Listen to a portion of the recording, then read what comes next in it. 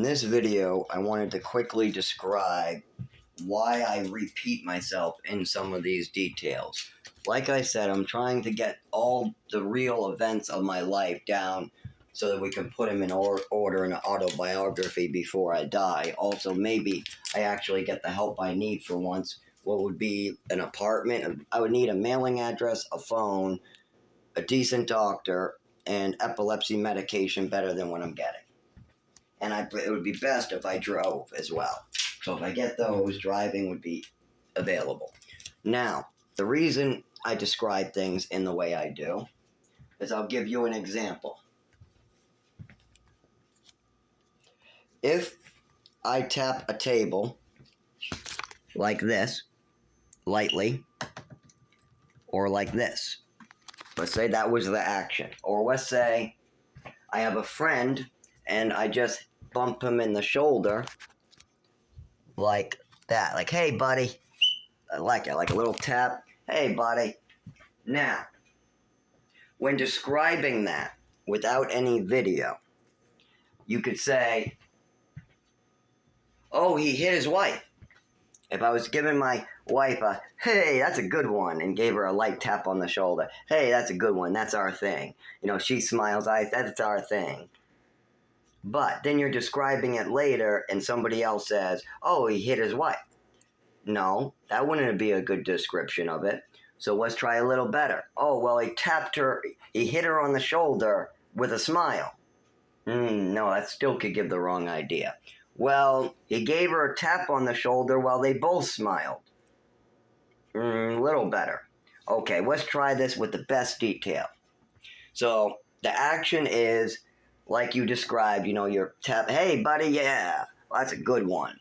Something like that. Oh, you're funny, and you're both smiling. Just a little action like that. So the best way to describe, I would say, so me and my wife or me and my friend went out to the movies. We came out of the movies and my wife or my friend made the best joke. Me and her have the relationship where we tap each other on the shoulder when we say a good one. Kind of like the Bruiser Cruiser thing, but much lighter, and we enjoy this. So she said a good joke, and the joke made me laugh, and she was expecting me to let her know if it was a good one or not. So I made a light fist with a smile. She was smiling. I gave her a light tap on the shoulder and said, that's a good one, which acknowledged to her that she had one of the best jokes she's made. And that's our thing, and that is what happened. And then she loved it, and then we went off.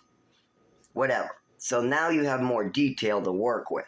But if somebody across the street describes it as, he hit his wife. Oh, that's not good. Oh, he smiled and hit his wife on the shoulder. Still doesn't describe it. So you might want to go back and keep on trying to figure out ways to detail the same information, because all you're doing is you're describing something. You're describing something you saw. If you saw a tap on the table with a fist, you would describe the guy made a fist and tapped the table. But if somebody made a fist and broke the table and it broke in half, you might say he was mad, angry, had an expression of aggression. He made a fist with his right hand, put it down right on the middle of the table with a lot of force. The table split down the middle onto the floor, which it looked like he had a smile and enjoyed destroying that property. That would be a good description of the difference between somebody tapping the table and hitting the table. But you got to use a lot more context. This is also something I see my father do a lot. I'll try to give him a lot of context. He'll take one word out of the context and then build his own fantasy around it.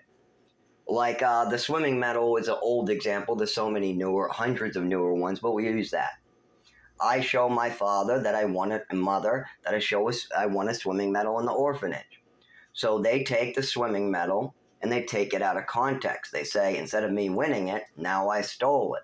And then when I won it, they put my name on it at the orphanage. That's what they do. The staff did that. We know we're at the YMCA. I traded water the longest. The staff puts a name on it. I get to keep it. This was part of the orphanage trip, YMCA type stuff. So anyways, but now my mother's going to make up a fantasy and take that out of context. What's the context? my initials ZG are on the back, my original name. That was my name in the orphanage. But my mother's going to take that out of context. She's going to say the ZG was written by me, and I'm going around writing my name on everything just because I'm out to get her, because my mother constantly thinks people are out to get her. She even thinks ghost people, shadow people are walking in the hallways at night and they're my friends. Ghost shadow people must be Zach's friends. Freaking crazy. I had to put up with this stuff, and my father still thinks that somehow me putting up with all this crazy behavior and me getting hurt by his wife and me getting poisoned by his wife and me not being allowed to go to school for multiple years, and me being affected by those behaviors, and then those behaviors affecting my behaviors. He still wants to claim that somehow the overdose that my mother forced me to take is my fault. Somehow the swimming medal is my fault. Somehow they made up stories about me and moved me around, and that's my fault. Us moving to Texas is all the child's fault. This is my father's opinion. Whenever I try to bring up anything to handle that has any responsibility on their part, it's somehow pushed right onto my shoulders. No, my wife shit is yours. Here you go. Work for another 20 years cleaning up our mess. Here you go. No, I'm going to be on a beach someplace. I'm going to be hanging around with neighbors, family members that are fun. Yeah, I don't want to do any work. I don't want to take any responsibility. No. Just drop off some kids I get to play with and do whatever I want with. That's a lot easier. Then I can go in the other room, drink a little, and then I can go watch TV with them and just let them run around my house like a crazy person. That's a lot easier than actually taking responsibility for my actions at any point in the last 25 years. Or I should say, his wife's actions. My father was pretty good at staying out of everything. If I was taking a ruler beating, he was somewhere else. If his grandson was crying in the middle of the kitchen and horrified at what he was watching, he was somewhere else. If his grandson came up to him and said, "Hey, can you control your wife? She's scaring me. I don't want to visit anymore." No, that must be something else. That must be his father making him say it. And that's his own grandson. That's his flesh and blood that I'm protecting. I'm taking all these beatings and pills and horrible things to my body, and thank God his real grandson gets to have a decent life, right? Because I'm such a caring person with so much forgiveness. And so when I saw my nephew crying after I got hit with the corner of a metal and a plastic, she liked this metal one and the plastic one, and she used to like to use the sharp edge and aim for the face. She did get me in the face a couple times, but I'll try to block it with my shoulder.